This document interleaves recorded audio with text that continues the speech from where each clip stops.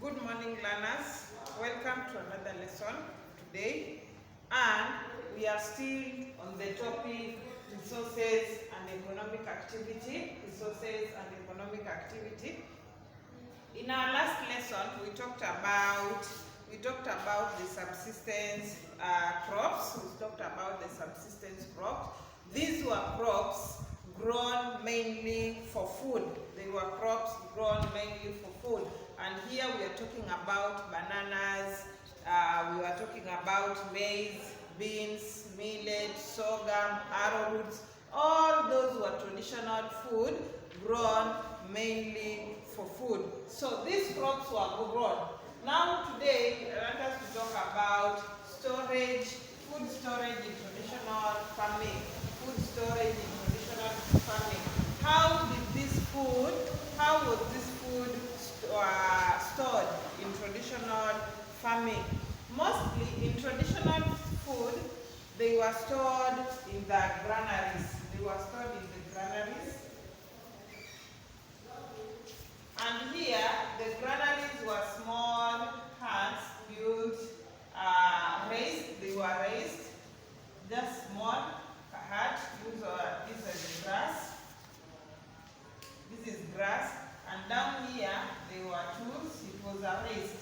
So it has to be built while it is raised. It was done like that. Then the door was somehow up where the people used to enter. This is the ladder. This is the ladder where they used to climb this ladder to enter into the hut. This was like a door to them. You enter into the hut, then they used to store their grains, either grains. And the foods mostly were cereals. The foods that were stored here mostly were cereals.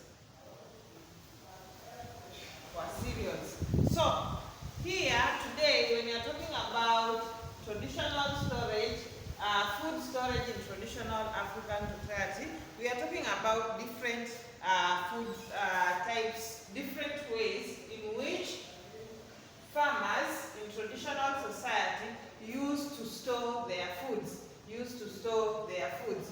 One way of saying we used to have granaries. Others used baskets. Others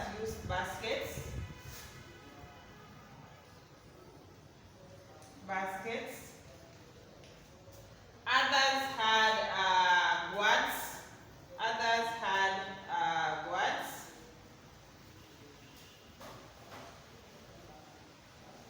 Others placed their food in gourds. But there are different foods that were placed in the gourds, in the basket.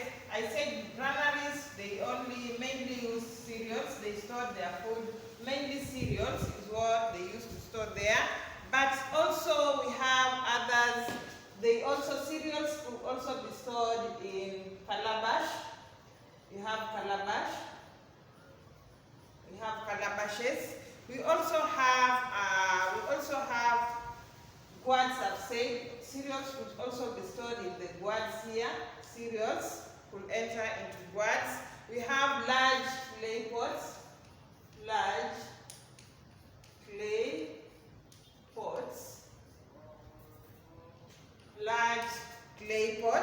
These were used to store cereals.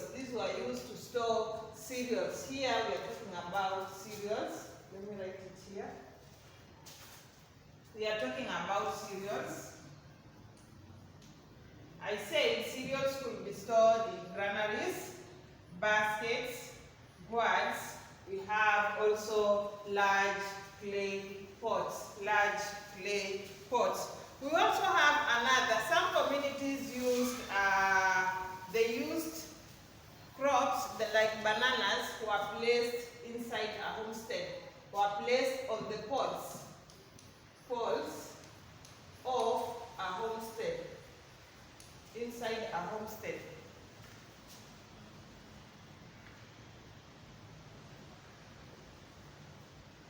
Poles inside a homestead.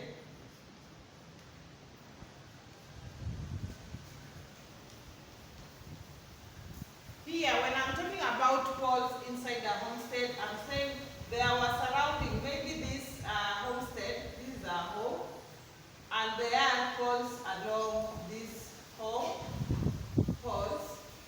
So most of the farmers used to place, they tie maybe a bunch of banana on the one pole, or other maize, they place their maize on the homestead. So that is also another way in which they used to store their produce or their farm. We also have woven baskets. Woven baskets, they also have talked about baskets. Baskets. Here, the baskets used to store pumpkins, things like pumpkins,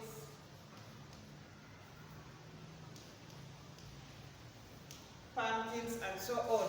We also have others. We also have milk, things like milk. Milk was stored in gourds. We also have others, apart from gourds, we store there, when the milk was placed in gourds, they stayed there for a long time.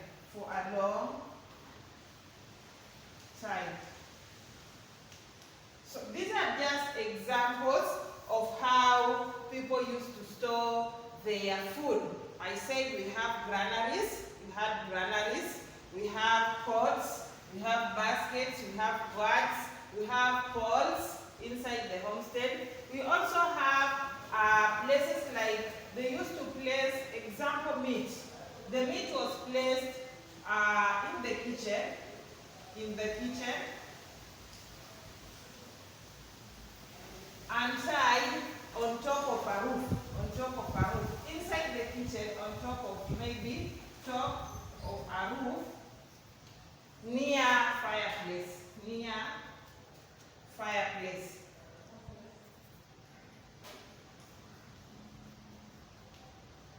This is also another method in which traditional, there were no fridge, like nowadays there are no fridge. So most of the people used to place the example meat. This one is for meat or fish. So they put the meat, they tie, or even maize, also maize. They tie that piece of meat or fish or maize near the fireplace on top of a roof. Then, while that smoke goes up, it dries this food or fish or maize. It dries up. This could be consumed maybe on a later date, or could have stayed there for even a month, then eaten later. So there were no fridge in those days. This is how they used to keep their food. So different communities had different ways of storing their meals or their food. We also have ashes. Ash was applied on meat, or food, or even maize, to avoid being eaten by weevils.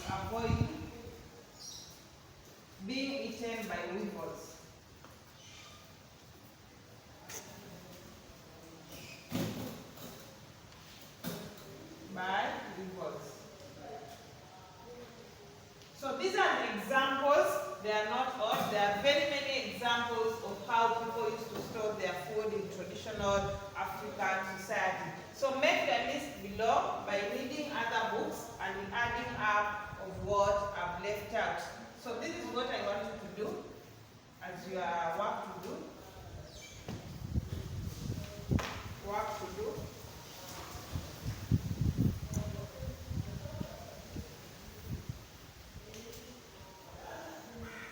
One, name five types of resources found in Kenya.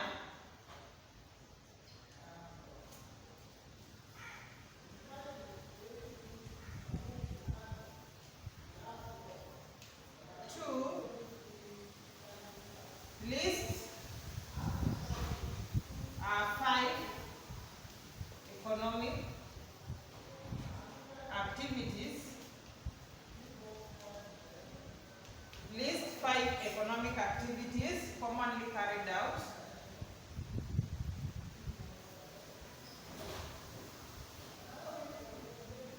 Commonly carried out in Kenya. Number 3.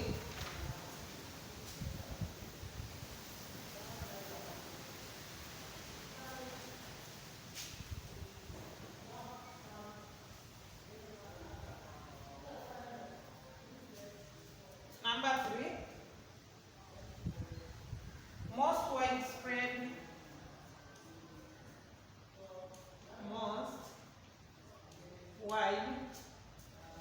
Widespread economic activity.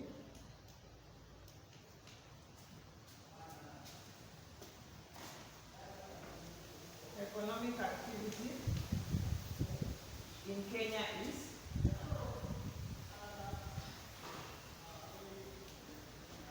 dash.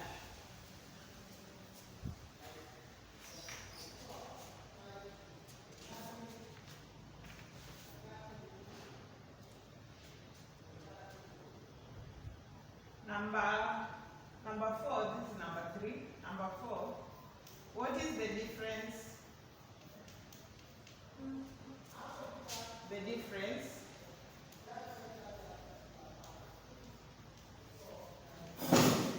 between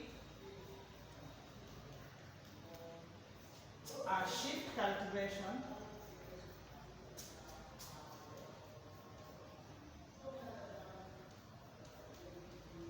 and bush cultivation. What is the difference between shift cultivation and bush cultivation? Name. Number 5, name different methods used to store food in traditional farming.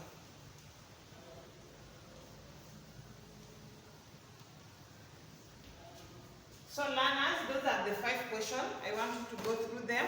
It's just the revision of our topic, resources and economic activity. Next time when we meet, we are going to talk about cash crops grown in Kenya. Cash crops grown in Kenya. Cash crops grown in Kenya. What are the cash crops that are being grown in Kenya, and which ones are the main that are exported out of the country? So go through the question. They'll assist you to revise on the resources and economic activity, and especially on traditional farming. There are other questions, other things you'll find that you have not highlighted on the question, but revise them out. So see you next time.